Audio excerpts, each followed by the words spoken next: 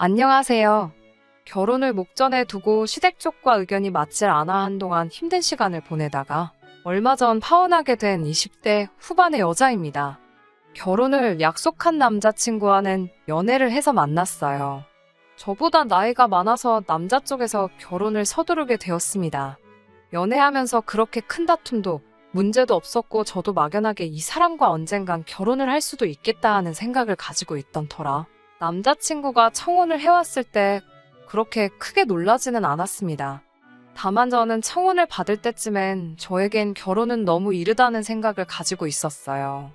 결혼을 고민하게 된 이유는 여러 가지가 있는데 가장 큰 문제였던 건 제가 취직한 지 얼마 되지 않아 모아놓은 돈이 많지 않다는 게 첫 번째 이유였고, 두 번째 이유는 제 위로 아직 결혼하지 않은 오빠가 2명이나 있다는 사실이었어요. 요즘이야 먼저 가는 사람이 가는 게 맞기는 하지만 평범한 집안인 저희 집에서 남자 2명을 장가 보내고 저까지 지원해주는 게 현실적으로 불가능하다는 생각이 들었거든요. 무슨 오지랖이었는지 오빠들 장가 가려면 돈이 꽤나 들 것 같아서 저는 개인적으로 결혼할 때 부모님에게 지원받는 걸 포기한 상황이었어요. 다행스럽게도 오랜 취직 준비 끝에 들어간 회사가 나름 업계에서도 알아주는 회사라서 연봉이 많은 편이었다는 거예요. 당장은 제가 모은 돈이 많지는 않지만 결혼을 잠시 미루고 제가 1년에서 2년 정도 아끼고 모으면 부모님 지원 없이도 상당히 많은 돈을 모을 수 있다는 계산이 있었거든요. 그래서 저에게 청혼해온 남자친구에게는 미안하지만 잠시 시간을 줄 수 있냐고 전하며 거절을 하게 되었습니다. 당연히 남자친구는 이유가 뭐냐고 물어왔어요. 이 사실을 숨겨야 할 이유도 딱히 없었기 때문에 솔직하게 제 생각을 말해줬습니다. 남자친구는 겨우 그런 게 걱정이었냐며 지원금 하나도 필요 없고 돈도 결혼 후에 모으면 되는 거니 그냥 몸만 와도 된다고 자신있게 말하더라고요. 그러면서 자기도 사실 그렇게 모아놓은 돈이 많은 편은 아니라는 사실을 밝혀왔습니다. 남자친구는 따로 회사에 다니지는 않은데 본인 말로는 나름 유명해서 찾는 클라이언트가 꽤 있는 프리랜서라고 했습니다.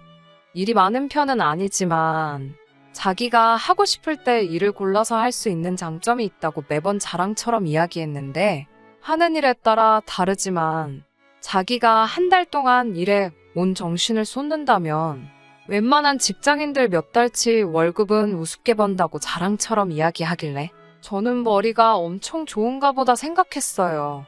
그런데 모아놓은 돈을 보니까 꼭 그렇지만도 않았던 것 같네요. 당시 제 통장에 가지고 있던 돈이 2천만 원이었는데 이걸로 혼수며 결혼식 비용이나 예단까지 다 할 수 없다는 생각을 가지고 있었어요. 남자친구도 자기가 모아놓은 돈이 5천만 원 뿐이라며 처음에 시작이야 어렵겠지만 둘이서 열심히 아끼면서 모으면 제 연봉에 남자친구의 연봉까지 해서 수입이 나쁘지 않은 편이니 당장 집 한 채 가지고 시작하는 신혼부부들 정도는 우리가 금방 따라잡을 수 있지 않겠냐 하며 결혼을 서두르더라고요. 저는 연봉이 4천만 원 정도인데 아무래도 결혼은 현실이다 보니 남자친구가 얼마나 버는지 물어보지 않을 수가 없었어요. 아무것도 없이 시작해서 둘이 버는 돈을 모아 결혼 생활을 시작하자고 했으니 정확하게 우리 두 사람의 수입이 얼마나 들런지 알고 싶어서 물어봤습니다.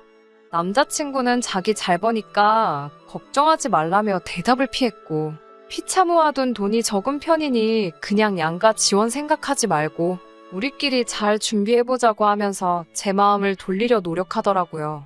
몸만 와도 된다는 말에 마음이 돌아선 건 아닙니다. 그래도 저는 어느 정도 돈이 모이고 나서 결혼을 하는 게 좋은 것 같다고 몇 번을 거절했지만 포기를 모르고 계속해서 저에게 같이 살자고 하는 남자친구의 기세를 이기지 못해 결국 결혼을 승낙하고 말았습니다. 저희 부모님한테 남자친구가 제게 청혼을 해왔고 저도 그 마음을 받아주기로 했다는 사실을 전했을 때 제가 걱정하는 것과는 다르게 저희 부모님은 굉장히 기뻐해 주셨고 저한테 통장 하나를 건네주셨습니다.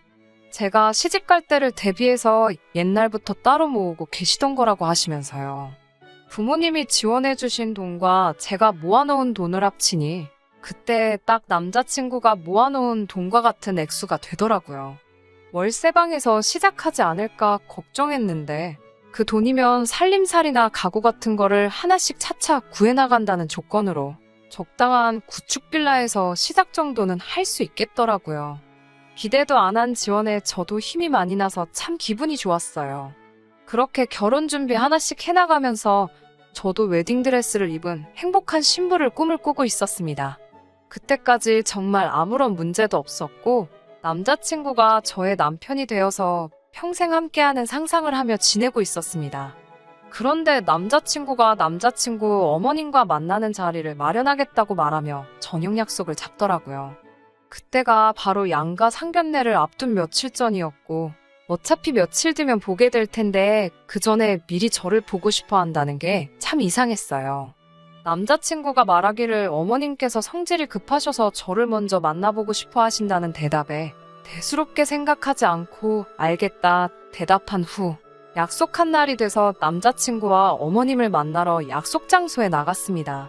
상견례가 바로 며칠 뒤였지만 그래도 첫 만남인데 빈손으로 갈 수가 없어서 급한 대로 마트에 가서 키위 한 상자를 샀네요. 받으시면서 들고 다니기 번거로운데 뭘 이런 걸 하냐며 다음부터는 봉투로 하면 좋겠다는 대답을 듣기는 했지만 거기까지도 제가 결혼을 다시 생각하게 된 이유 축에도 끼지 못했습니다. 남자친구가 저에 대해서 자기 부모님께 따로 설명을 안 한 건지 소위들 말하는 호구조사가 시작되었습니다. 형제가 어떻게 되느냐, 부모님은 뭐 하시냐부터 제가 어느 회사를 다니는지, 거기서 월급을 얼마씩 받고 있는지 등등 개인적인 것들을 꼬치꼬치 물어보시더라고요.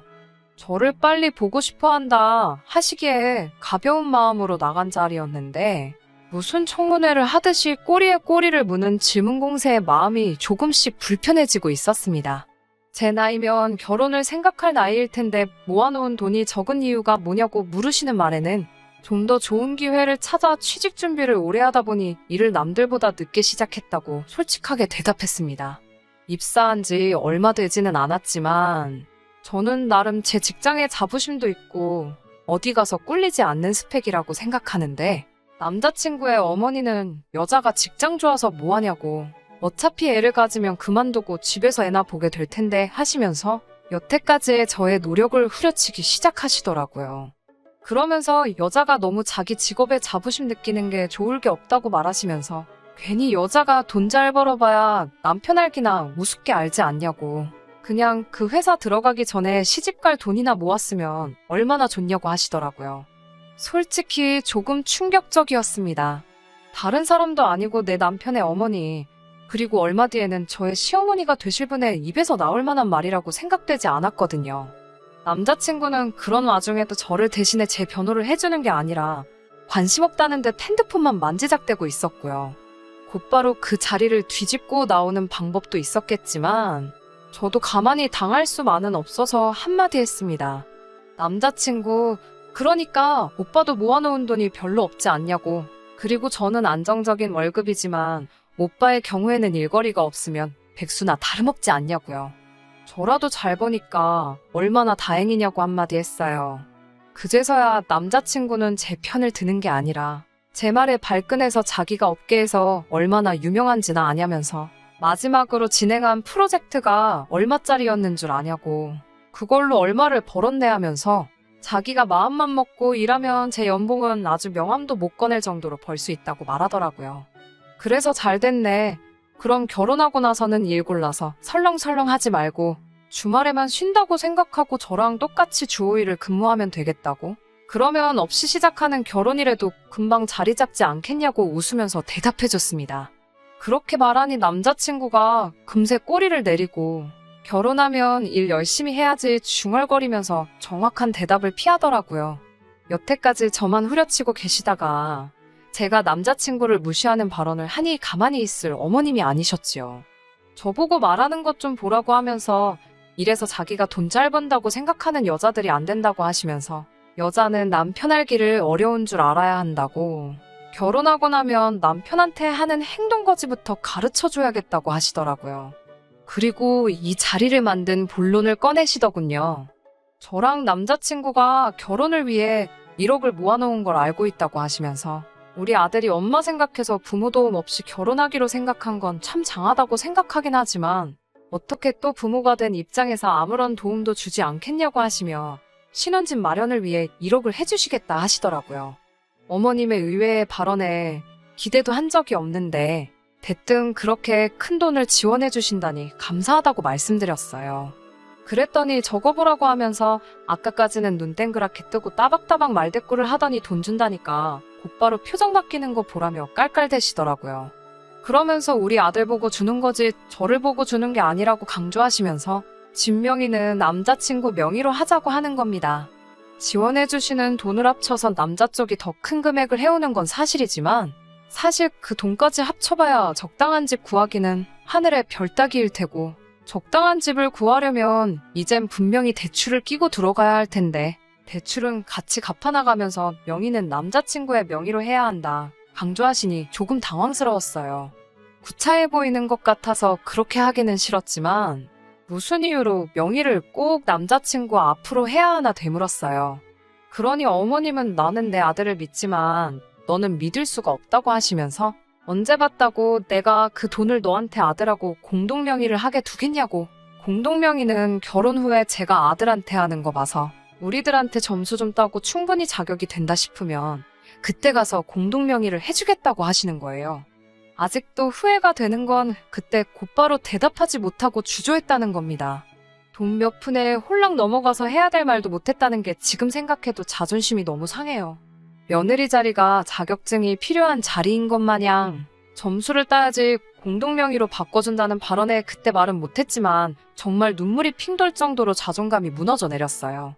아무튼 그렇게 할 말 다 하신 어머님은 먼저 자리에서 일어나셨고 저는 남자친구와 둘만 남아서 이야기를 더 나눴습니다. 얼마 전까지만 해도 우리 돈 많이 모으지 못한 게 뭐가 문제냐고 맨 땅에서 같이 시작하자고 옷 많아도 괜찮다며 낭만을 부르짖던 남자친구도 어머님이 지원해주신다는 그 돈 몇 푼의 기고만장에서 아주 저를 아래로 깔아뭉개며 대하더라고요. 이제 집이 해결되었으니 한시름 놓았다.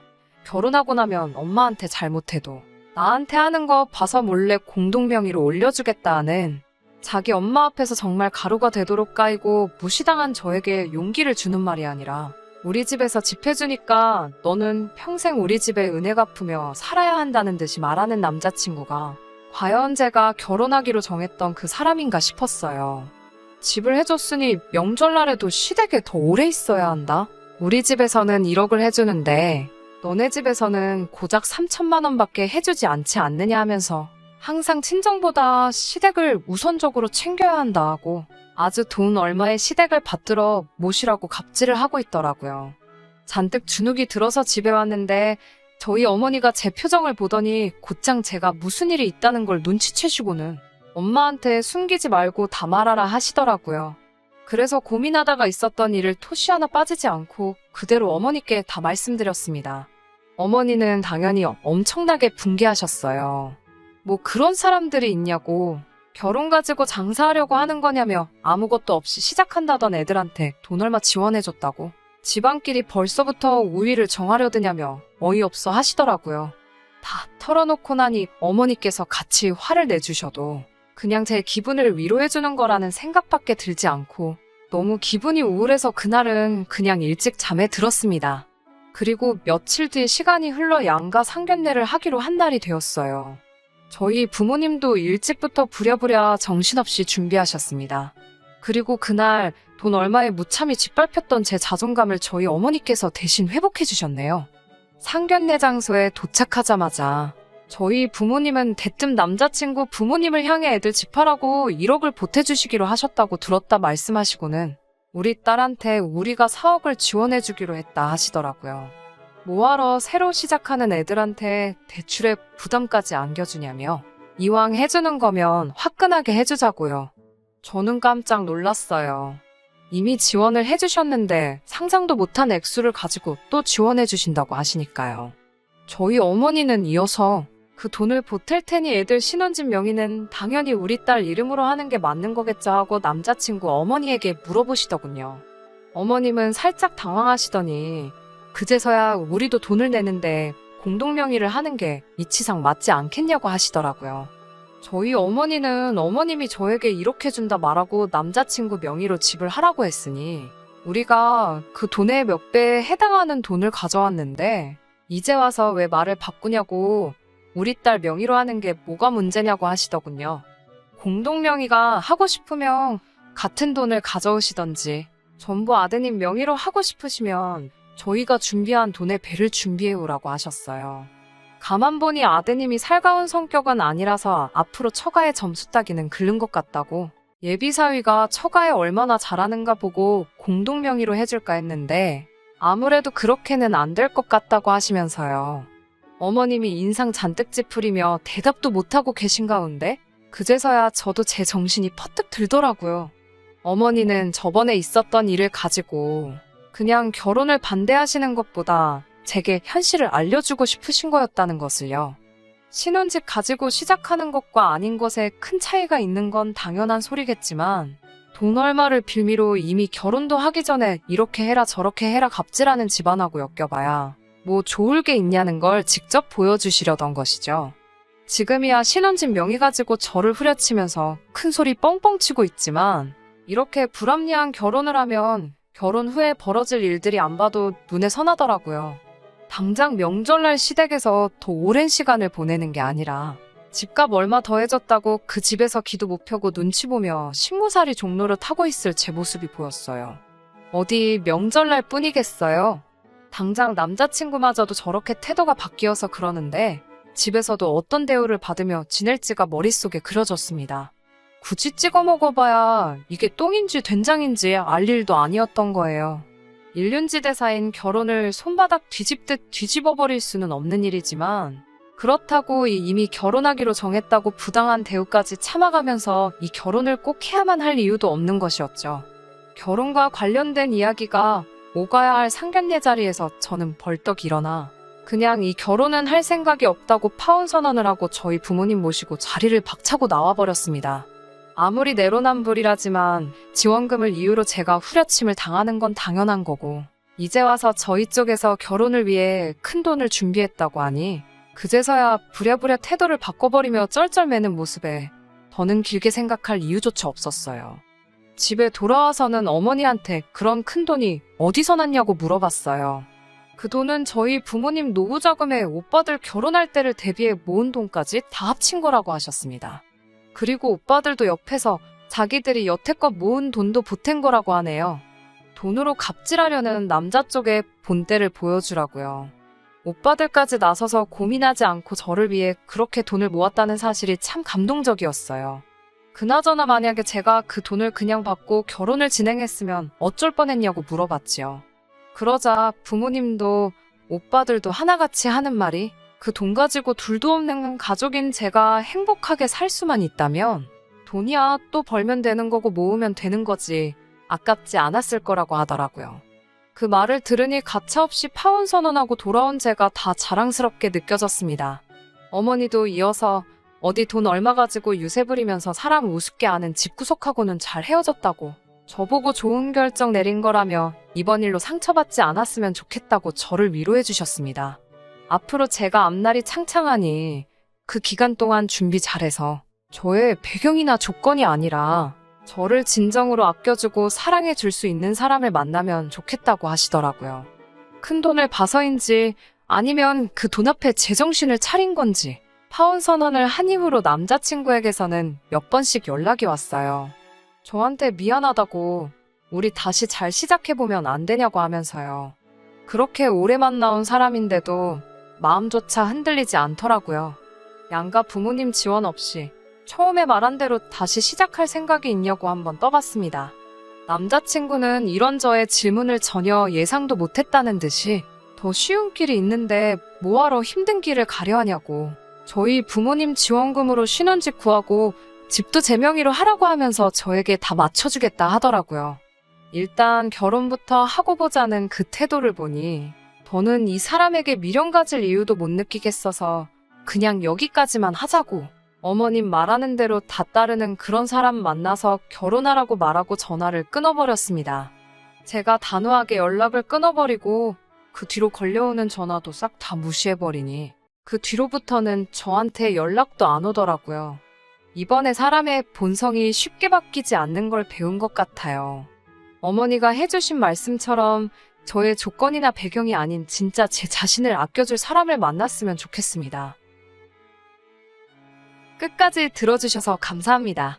오늘의 사연은 여기까지입니다. 구독과 좋아요, 알람 설정 부탁드리고 더 좋은 사연으로 다시 찾아뵙겠습니다. 감사합니다.